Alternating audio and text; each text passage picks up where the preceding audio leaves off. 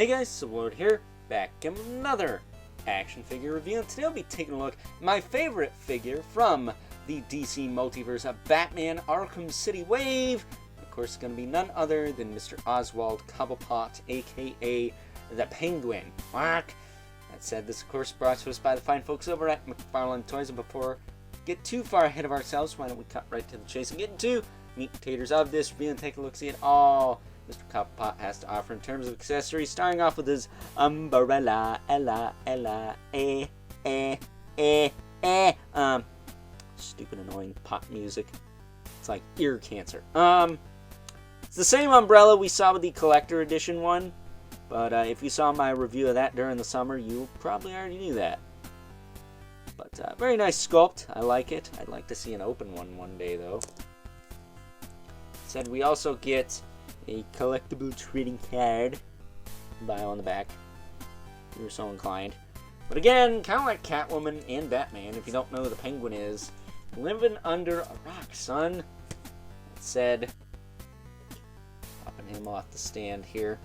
Trademark hockey puck display stand racing with all McFarlane Toys releases, that is. He looks very, very nice. Looks like he popped right out of the game. And I'm going to tell you right now, if you saw my review of the Collector's Edition Penguin, you know that this guy's articulation is nothing to be, what's the word I'm looking for? Impressed by. It's very limited. So as far as that goes, he's got the double ball peg in the head. It's limited because of the fuzzy collar there. Shoulders can go out pretty far, back down. Can rotate all the way around. He does have that cap thingy, but it's hindered by the coat. He's got a bicep swivel, double elbow. Very, very chonky though. Like Cliffs of Dover chonky. That's why I did the song. He does have ball hinge wrists. Very difficult to move because of the coat sleeves, but you can get it done. You're done.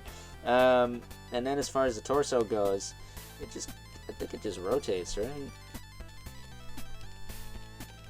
Yeah, he just kind of rotates. He doesn't really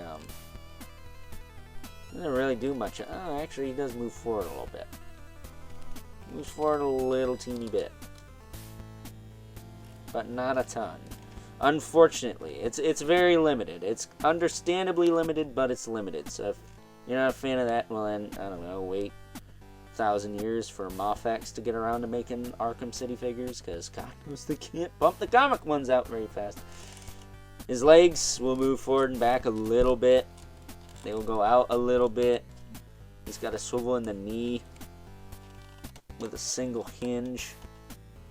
Then he does have a ball hinge foot that will rotate, hinge, and pivot, but again, very hindered by the pants. And then he's got toe joints, which are not too loose. So, very, very nice figure if you're okay with the shortcomings. I will say this hand was kind of hard to get the joint to bend in and out like this.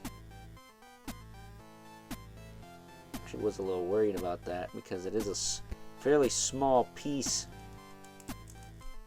and you can't really get in there to move it. It's very, very strange. But at any rate, it moves the way I want it to, and that's the way, I like it.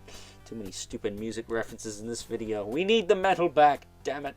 As far as his umbrella goes, you can put it in his hand like that, and then put it over his shoulder like that. Very, very nice. So, yeah, he's my favorite of the wave, despite the fact he is kind of a brick. For the most part, but that's how the Penguin is. He didn't move a lot in the game. I think he just kind of shot at you, and you just went over and kicked the shit out of his ass. But at any rate, why don't we move right along and take a look at some size comparisons.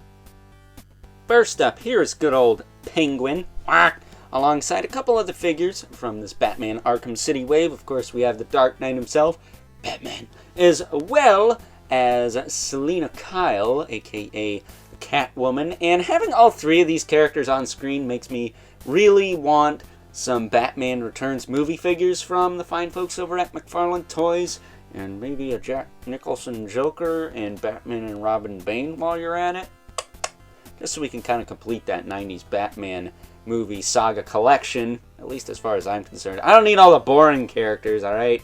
Unless you're going to make Alfred not exclusive to a box set or something. That would be kind of cool. I wouldn't mind having him, but at any rate, getting them out of the way. So we can make way for our two regulars, the Mythic Legion's Brother Mandibilith, right there. And the infamous 11th Spawn, who's used to kicking the crap out of short, chubby, evil guys. So before this gets ugly, why don't we cut it here and wrap things up with some final thoughts. Overall, and while he may be the least posable figure in the wave, I have to say that good old Penguin here, is probably my favorite figure from said wave. It's either a tie between him or the Batman, because I really like the Batman. I think they did a good job on bringing that mold back, but out of all the figures, I think this one is probably the most game accurate and has the best proportions, and even though he has the least amount of posability, he still has a decent amount for a character of his build. So with that being said, hope you guys enjoyed this review. Until next time, catch you guys later.